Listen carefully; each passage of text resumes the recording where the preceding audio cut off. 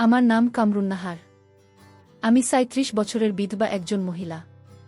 আমার ২ সন্তান রয়েছে। এক ছেলে তুহিন, বয়স ১৮ বছর। আরেক মেয়ের নাম শায়লা, ১৫ বছর বয়স। আজ আমি অনেক ভেবে সিদ্ধান্ত নিলাম, আমার সাথে ঘটে যাওয়া ঘটনাটি তোমাদের সাথে শেয়ার করে নেওয়া উচিত। তাই বন্ধুরা, আজ আমি তোমাদের যে সত্য ঘটনাটি বলতে যাচ্ছি, যেখানে আমি এবং আমার ছেলে তুহিন রয়েছি। আমার বাবা মদে আসক্ত ছিলেন। আমার মা আমার শৈশব বয়সে মারা যান। তারপর আমার বাবা কৈশোরে আমাকে বিয়ে দিয়ে দেন। কয়েক বছর কেটে গেলে আমার ছেলে তুহিনের জন্ম হয়েছিল এবং আমার একটা মেয়েও আছে। তারপরে একদিন আমার স্বামী প্রায় ৩ বছর আগে দুর্ঘটনার কারণে মারা গেলেন। আমি পুরোপুরি ভেঙে পড়েছিলাম। তবে শ্বশুরবাড়ির লোকেরা অনেক সাহায্য করেছিল। আমি একটি দোকান খুললাম যাতে আমি ছেলে মেয়েকে নিয়ে ভালো থাকতে পারি। সবকিছু ঠিকঠাক চলছিল। তবে প্রত্যেক মহিলার কিছু চাহিদা আছে। যখন রাত আসত তখন আমি নিজেকে খুব অসহায় মনে করতাম। অন্য কারো সাথে সম্পর্কের ক্ষেত্রে আমি আবার ভয় পেতাম। তখন আমি এই অসহায়তা থেকে আমার ভাগ্য হিসাবে বিবেচনা করে সারা জীবন এভাবেই কাটানোর সিদ্ধান্ত নিই। তাই নিজেই জানতাম। তবে আর কতদিন? খিদের চেয়ে আমি বদনামকে বেশি ভয় পেতাম। তাই আমি আমার মনের খিদে কখনো আমার মনের বাইরে নিয়ে আসিনি। তবে প্রায় ১ মাস আগে এমন কিছু ঘটনা ঘটেছিল যে আমার মনের খিদে আবার জেগে ওঠে। একদিন আমার মেয়ে স্কুলে গিয়েছিল এবং আমার ছেলে বাড়িতে ছিল। আমি যখন দুপুরে খাবার রান্না করার জন্য দোকান থেকে বাসায় আসি, তখন আমি একটি চাবি দিয়ে দরজা খুলে, যেটা আমার কাছে থাকত। ভিতরে তুহিনের ঘরের দরজা অর্ধেক খোলা ছিল এবং সে বিছানায় শুয়েছিল। তুহিনকে এমন অবস্থায় দেখে আমার আবার বিষাদ জেগে ওঠে। আমার জল বের হতে থাকে। তবে সর্বোপরি আমার ছেলে এই ভেবে যে আমি ভিতরে গিয়ে খাবার রান্না শেষ করে বিছানায় শুয়েছি। কিন্তু আমার চোখের সামনে এখনও তুহিনের অস্তিত্ব ভেসে আসছিল। আমি নিজেকে নিয়ন্ত্রণ করতে পারছি না। আমি আমার ইচ্ছেকে নিজেই শান্ত করার চেষ্টা করলাম, কিন্তু তবুও মন মানতে চাইছে না। সে আমার ছেলে, মা হয়ে আমি কিভাবে এসব চিন্তা করি? এ সময় নিজেকে খুবই অপরাধী মনে হচ্ছে। কিন্তু আমার তো মনে একটা ব্যথা আছে। সেই কষ্টকে নিবারণ করবে এই কথা চিন্তা করতে করতে রাতে আমি ঠিকভাবে ঘুমাতে পারিনি। আমার খুব ইচ্ছে করছিল তুহিনকে দিয়ে লাগাতে। রাত প্রায় 10টা বাজে। আমি আর শায়লা এক জায়গায় ঘুমাই। আমাদের বাড়িতে 2টি রুম ছিল। আমি ঘুমের ভান করে শুয়েছিলাম। হঠাৎ তুহিনের রুম থেকে শব্দ আসলো। দুইয়ে উঠে বাথরুমে চলে গেল।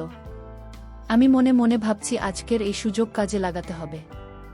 একটু পরে আমিও চলে যাই। গিয়ে দেখি উনি চোখ বন্ধ করে আমার নাম ধরে ধরে কাজ করছে। আমি একটু সময় দাঁড়িয়ে রইলাম। হঠাৎ আমি তুহিনের কানে ধরলাম, এসব কি হচ্ছে? তুহিন কেঁপে উঠল। ভয় পেয়ে সে তার সারা শরীর কাঁপতে লাগল। তুহিন বলল, মা, আমার ভুল হয়েছে, আর কখনো এমন কাজ করব না। আমি বললাম, এসব কয়দিন থেকে হচ্ছে? তুহিন বলল, অনেক আগে থেকে মা। আমি বললাম, তুই কি জানিস না এসব করলে যে শরীরের ক্ষতি হয়? আমি জানি না, কিন্তু কি করব? আমি তো আর থাকতে পারছি না। তুমি থাকতে পারবে না বলে আমার সাথে কেন এসব করলে? আমার নাম ধরবে কেন? দুনিয়ার মানুষ তোর চোখে পড়েনি। মা, ভুল হয়েছে, আর কখনো এমন কাজ করব না। এখন তুমি আমাকে যে শাস্তি দেবে আমি মেনে নেব। আমি তুহিনের ভয় দেখে মনে মনে হাসছি, কিন্তু তার সাথে ঠিকই রাগ করে কথা বলছি। তার ওটা দাঁড়িয়ে আছে। আমি লোক সামলাতে পারিনি। আর ভাবছি, আজ আমার এই সুযোগটা কাজে লাগিয়ে তুহিনকে আমার স্বামী বানাব। ঠিক আছে, আজ তোকে কিছু বলবো না, কিন্তু কাল তুই কলেজে যাবি না, তুই বাসায় থাকবে, তোর শাস্তি আছে। তুহিন বলল, ঠিক আছে মা, কাল বাসায় থাকবো। রাতে আমি মা ছেলের গল্প পড়ার পরে আমি আস্তে আস্তে আমার নিজের জায়গা হাত দিলাম। আমার আবেগ সম্পূর্ণ সহনশীলতার বাইরে ছিল।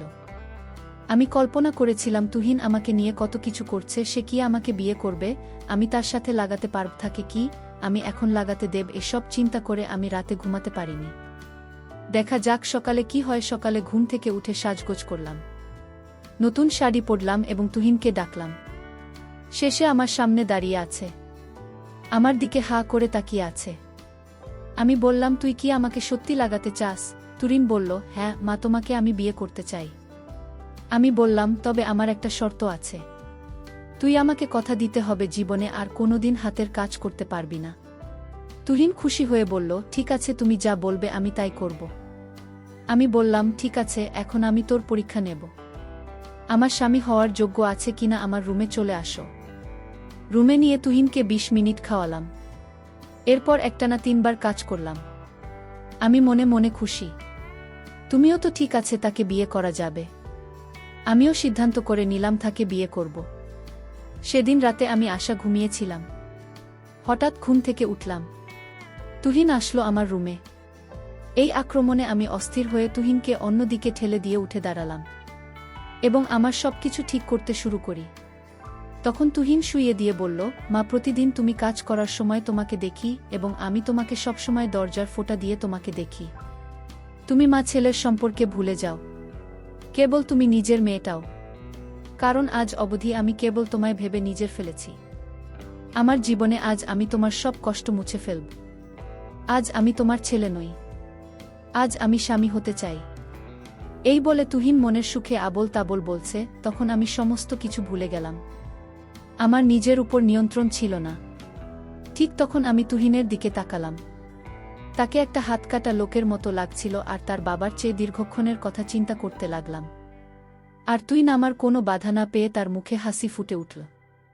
আমি আমাদের এলাকার সবথেকে সুন্দর মহিলা ছিলাম আর চাইতাম কেউ আমাকে দেখুক, আমাকে দিক। আমি বললাম, তুই আমাকে তুই দে এবং আমাকে নিয়ে তোর মনে যা আসে তাই করো। আমাকে মেরে ফেল, আমাকে গালাগালি করো, তুই যা চাস তাই করো। আজ তোকে কিছু বলবো না, আজ তুই আমার স্বামী। আমার কষ্ট মুছে তুহিন, আমি তোমাকে সত্যিকারের বউ বানিয়ে নেব। তোমায় আমি আজ সব কষ্ট মুছে দিয়ে খুব মজা দেব। তুমি কষ্ট পেলেও আজ আমি সেটা দেখব না। আমি আজ পুরো এলাকাটি জানাতে চাই যে তুমি আমার সাথে আছো। আমি খুব চিৎকার দিচ্ছি জুড়ে জুড়ে। আমার চিৎকার এত জোরে বেরিয়ে এলো যে কণ্ঠ শুনে আমার মেয়ে শায়লা ঘুম থেকে জেগে বলল, কি হয়েছে মা? আমরা মা ও ছেলে দুজনেই আমাদের কাজে ব্যস্ত। আমি বললাম, কিছু না রে মা, তুই ঘুমান। শালা বলল, মা, ভাইয়া তোমার সাথে কি করছে? আমি বললাম, তোর ভাই আমাকে ভালোবাসছে, তোর বিয়ে হলে তুই বুঝবি। আমি ভয় পেয়েছিলাম শায়লা কি বলবে, কিন্তু শালা বলল, মা, তোমরা প্রেম করো। আমি ঘুমাই। সালের কথা শুনে আমরা মা ছেলে হেসে উঠলাম। তুহিন বলল, আরে শালা, ভালোবাসার এই উপহার তোর বিয়ে হলে বুঝতে পারবি। আমি বললাম, হ্যাঁ। দুদিন কাজ করে করে বলল, মা, আমি প্রতিদিন তোমার সাথে কাজ করতে চাই। আমার লক্ষ্মী ছেলে, চিন্তা করিস না। এখন থেকে যখন তোর খেতে মন চাইবে তখনই আমাকে বলবি। শালা বলল, ভাইয়া তুমি আমাকে অনেক ভালোবাস তাই না? আমি বললাম, হ্যাঁ, মাকে খুব ভালোবাসি। আর এখন তুই ঘুমা। আমার মনে ভয় জেগেছিল যে শায়লা হয়তো এসব মেনে নেবে না, কিন্তু পরে শায়লা আমাদের নিয়ে কিছু বলেনি। আমিও আর কিছু সময় পর আমরা মা মেয়ে দুজনে ঘুমিয়ে পড়লাম। পরের দিন আমি দোকানে গিয়েছিলাম এবং আমার ছেলে কলেজে। দিনটি সাধারণ দিনের মতো চলে যায়। সত্যি বলতে আমি আমার স্বামীর চেয়ে আমার ছেলেকে বেশি পছন্দ করেছিলাম। আর এখন আমি অপবাদে ভয় পেতাম না, কারণ আমি বাড়িতে সব কিছু পেয়েছিলাম। রাত 9টা নাগাদ আমি দোকান থেকে বাড়ি চলে আসি। সালে তার পড়াশোনায় ব্যস্ত ছিল এবং তুহিন ল্যাপটপে কিছু একটা করছিল। আমি তার কাছে গিয়ে জিজ্ঞাসা করলাম, কি করছিস? তুহিন বলল, মা, আমি কলকাতায় একটি আন্তর্জাতিক কল সেন্টারে চাকরি পেয়েছি। মাসে বেতন 28,000 টাকা এবং আলাদাভাবে আমাদেরকে একটা ফ্ল্যাট দেওয়া হবে। আমি বললাম, এটা খুব খুশির সংবাদ। আমি এখানে আর থাকতে চাই না। চলো দোকানটি বিক্রি করে আমরা কলকাতায় চলে যাই। আমি, তুমি এবং শায়লা আমরা সেখানে আমাদের সম্পর্ক চালিয়ে যেতে সক্ষম হবে। যদিও বিষয়টি নিয়ে আমার মনে ছিল না, কিন্তু শ্বশুরবাড়ির কারণে আমি কিছুটা দ্বিধাগ্রস্ত ছিলাম। আমি তুহিনকে বললাম, এই বিষয়ে আমাদের আরও ভাবা উচিত। এত তাড়াতাড়ি কোনো সিদ্ধান্ত নেওয়া যাবে না। এরপরে আমি তুহিনকে বললাম, তুই মুরগি অনেক পছন্দ করি তাই না? তুহিন বলল, হ্যাঁ মা, আজ মুরগি রান্না করো। আমি তুহিনকে টাকা দিয়ে বললাম, তুই মুরগি এনে দে, আমি রান্না করছি। 2 দিন এসে টাকা নিয়ে বাইরে চলে গেল। কিছুক্ষণ পর তুহিন মুরগি নিয়ে এলে আমি মুরগি রান্না করে প্রথমে শায়লাকে খাওয়ালাম। পরে সে ঘুমাতে গেল। তখন আমি তুহিনকে বললাম, বাবা তুহিন, ও তো মুরগির তরকারিটা আমার ঘরে নিয়ে যা, আমি রান্নাঘরে কাজ শেষ করে আসছি। তুই ঘরের ভিতরে গেল। আমি রান্নাঘরের সমস্ত কাজ শেষ করে ঘরের ভিতর চলে গেলাম। 2 দিন বিছানায় শুয়েছিল এবং মুরগির তরকারি বিছানা রাখা। আমিও বিছানায় বসলাম। যখন তুহিনের বাবা বেঁচে ছিল তখন সেও মুরগি পছন্দ করত। তুহিন বললাম, মা, মুরগি খাবে না? তোমার না খুব পছন্দ? আমি বললাম, হ্যাঁ, আমার ভাল লাগে, তবে এরকম শুকনো ভাল লাগে না। তুহিনের সব বুঝতে পেরে আমাকে অবাক করে বলল, মা, তুমি কি ড্রিঙ্ক খাও? আমি বললাম, হ্যাঁ। তোর বাবা বেঁচে থাকার সময়ে মুরগি রান্না করলে সাথে লাল পানি খাওয়া হতো। এখনই তোমার লাল পানি খাওয়ার ইচ্ছা পূরণ করছি, এক্ষুনি নিয়ে আসছি। আমি বললাম, না থাকে, এত রাতে কোথায় যাবি? তুহিন লাল পানি নিয়ে আসলাম, তারপর আমি আর তুই মুরগির সাথে লাল পানি খেলাম। সেদিন আমি আর উনি মিলে অনেক আনন্দ করলাম। সারা রাত আমি ঘুমাইনি। মা, আমি তোমাকে খুব পছন্দ করি। আমার সাথে কলকাতায় চলো, সেখানে কেউ আমাদের চিনবে না। এই কথা শুনে আমার আনন্দের সীমা রইল না। আমি বললাম, তুই ঠিক আছে, আমিও সারা জীবন তোর সাথে থাকতে চাই। তবে সেখানে যদি কেউ জিজ্ঞেস করে তোর বাবাকে এবং আমার সাথে সম্পর্ক কি, তখন তুই কি বলবি? তুমি চিন্তা করো না, বড় শহরে কাউকে নিয়ে কেউ ভাবে না। তারপরও যদি কেউ জিজ্ঞাসা করে, আমি বলবো যে আমি তোমার স্বামী। আমি বললাম, তুই তাহলে ঠিক আছে। সেখানে আমাদের কেউ চিনবে না, সমাজে কেউ কিছু বলবে না, এবং আমরা বাকিটা জীবন সুন্দরভাবে উপভোগ করতে পারব। আর যখন তুমি বিয়ে করতে চাইবে, তখন আমরা অন্য শহরে চলে যাব। মা, আমি আর বিয়ে করব না, তোমাকে পেয়ে আমি খুশি। তুহিনের কথা শুনে আমি আনন্দে হেসে উঠলাম। তুমি কি বলছো মা? যত তাড়াতাড়ি সম্ভব পরিকল্পনা করতে হবে। কিন্তু শায়লাকে কিভাবে বুঝাবো? আমি বললাম, আমি তাকে বোঝাব, তুই চিন্তা করিস না। না, আমি তাকে সব বোঝাব। তবে আমিও তোর কাছ থেকে একটি জিনিস চাই। পরদিন সকাল 8টায় উঠলাম। আমাদের ঘুমে দেখে শায়লা স্কুলে চলে গেছে। তবে এটা আমাদের পক্ষে ভালো ছিল। তাই সকালের নাস্তা শেষে আমরা পরিকল্পনা তৈরিতে ব্যস্ত হয়ে পড়ি। ব্যাপারটা কি হবে এবং তাকে কিভাবে রাজি করানো যায়। দুপুর 2টায় শায়লা স্কুল থেকে এসে চুপচাপ ঘরে ঢুকে আওয়াজ দিলে, এখানে এসো। আমি সঙ্গে সঙ্গে তার কাছে গিয়ে জিজ্ঞাসা করলাম, কি হয়েছে রে শালা?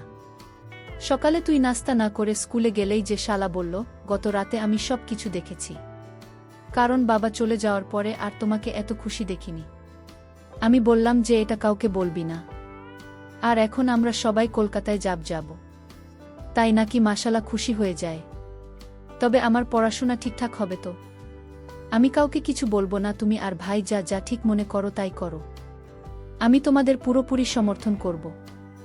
এই কথা শুনে আমার মন খুশিতে ভরে গেল এবং আমি তুহিনকে সব বললাম। এর কয়েকদিন পর আমরা কলকাতায় রওনা দেওয়ার পরিকল্পনা শুরু করলাম। দোকান বিক্রি করে অনেক টাকা পেয়েছি। সব কিছু ঠিকঠাক করে নির্দিষ্ট সময় অনুযায়ী আমরা সকলেই কলকাতায় যাওয়ার জন্য স্টেশনে পৌঁছলাম এবং ট্রেন আসার সাথে সাথে উঠে বসলাম। 2 দিন পুরো কেবিন বুক করে নিয়েছিল। তাই আমরা সকলে আরামে বসে দুপুরের খাবার খেয়ে কিছুক্ষণ শুয়ে পড়লাম। সন্ধ্যা 6টায় আমার ঘুম ভাঙা। কিন্তু তুহিন এবং শায়লা তখন ঘুমিয়েছিল। আমি তাকিয়ে দেখলাম এখন ট্রেন আমাদের শহরকে অনেক দূরে ফেলে এসেছে। আমি ভাবলাম তুহিন ঘুম থেকে ওঠার আগে তাকে অবাক করে দেওয়া যাক। আমি একটা টপ আর জিন্স পরে ট্রেনের জানালা দিয়ে বাইরে তাকিয়ে তুহিনের ওঠার জন্য বসে থাকলাম। প্রায় 7টার দিকে তুহিন ঘুম থেকে উঠে অবাক হয়ে আমার দিকে তাকিয়ে আছে। মা, তোমাকে তো চেনাই যাচ্ছে না, নায়িকা দীপিকার মতো লাগছে। আমি বললাম, তুই তো জানিস তোর বাবা চলে যাওয়ার পর আমি কতটা কষ্টে ছিলাম। এখন আমরা নতুন শহরে চলে যাচ্ছি। তাই আমি ভাবলাম আমিও নিজেকে নতুনভাবে সাজিয়ে জীবনের সকল সুখ খুঁজে নিই। আমি তোমাকে সব সময় সুখী দেখতে চাই না, কারণ আমি তোমাকে সব সময় কাঁদতে দেখেছি। শালা ঘুম থেকে উঠে আমার দিকে হা করে তাকিয়ে আছে। মা, তোমাকে খুব সুন্দর লাগছে। তুমি যে কাজে সুখ পাও তুমি তাই করো, এতে আমার খুব ভাল লাগবে। তাই মা, তুমি যা কিছু করতে চাও তা করো, এতে আমার সর্বদা সমর্থন থাকবে। আমার মেয়ের মুখ থেকে এমন কথা শুনে আমি মনে মনে খুব খুশি হই, এই ভেবে যে আমার মেয়ে আমার মনের সব কষ্ট বুঝতে পেরেছে। তখন আমি শায়লাকে বললাম যে তোর বাবার পরে এখন আমি কেবল তোর ভাইয়ের মাঝে সুখ খুঁজে পাই। নতুন শহরে যদি তোর ভাইকে বাবা বলতে হয় তবে কি তোর কোনো আপত্তি থাকবে? শালা বলল, আমি জানি এবং আমি দেখেছি ভাই তোমাকে খুব ভালোবাসে, তাই তাকে বাবা বলতে আমার কোনো সমস্যা নেই। যদি ভাইকে বাইরের লোকের সামনে বাবা বলতে হয় তবে আমি তাই বলবো, কারণ আমি তোমায় শুধু সুখী দেখতে চাই। আমি কাঁদতে কাঁদতে আমার সোনা মেয়ে আর আমি আমার মেয়ের কপালে চুমু খেলাম। শালা বলল, ভাই, মা তোমার সাথে খুব খুশি, এটা দেখে আমার খুবই ভালো লাগে। আমি তোমাকে সুখে রাখার জন্য যথাসাধ্য চেষ্টা করি। এভাবে রাত 9টা বেজে গেল। রাতের খাবার আসো। আমরা সবাই হাত ধুয়ে বসলাম। তখন শালা বলল, এই কথা আমাকে খানিকটা নাড়া দিয়েছিল। তখন জনবল, আমি চাই তুমি সব সময় ভাইয়ের সাথে বসে খাবার খাও। এই কথা শুনে তুহিন আমার হাত ধরে তার দিকে টেনে নিয়ে গেল এবং আমাকে তার সাথে বসিয়ে দিল। চিন তুলে উপরের বার্থে বসা। এভাবে আমরা দুজনেই খাবার খাচ্ছিলাম। তারপর তুহিন রসগোল্লা বের করে আমাকে একটা দিল। আমি রসগোল্লা নিয়ে গেলাম। তখন জল খাওয়া শেষ করে নিচে নেমে আমরা দুজনেই তাড়াতাড়ি করে বসে পড়লাম। আমাদের দিকে তখন ওয়েটার এসে খালি প্লেটগুলো নিয়ে গেল। তুহিন বলল, মা আগামীকাল কলকাতা যাওয়ার পর আমরা যা খুশি তাই করব। তার এমন কথা না চাইলেও আমাকে মানতে হলো। তারপর আমরা চুপচাপ ঘুমিয়ে পড়লাম আমাদের নিজ আসনে। পরদিন সকাল 7টায় আমরা কলকাতায় পৌঁছলাম। আমরা তিনজন ট্রেন থেকে নেমে হোটেল বুক করলাম। প্রথমে হোটেলের একটি রুম নেই।